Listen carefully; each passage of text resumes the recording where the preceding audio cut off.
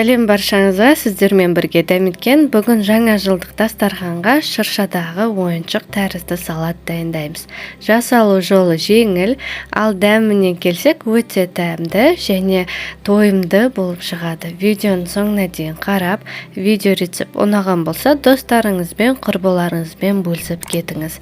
Лайк басып, YouTube каналыма тіркеліп қойыңыз. Салат дайындауын бастаймыз. Піскен тауық етін майдалап турап аламыз.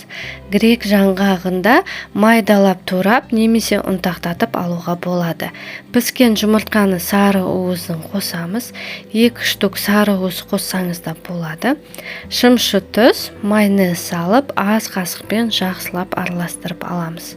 Жұмыртқаның ақ уызын майда үкістен өткізіп аламыз. Содан соң тарелкеге салып, дөңгелек формаға келтіреміз. Шырша ойыншығының формасына келтірген соң, бетіне майонез жағамыз.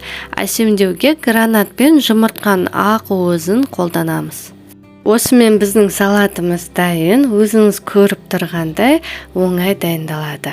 Ас болсын. Видео рецепт ұнаған болса, міндетті түрде YouTube каналыма тіркеліп кетіңіз. Сіздермен бірге болған дәметкен.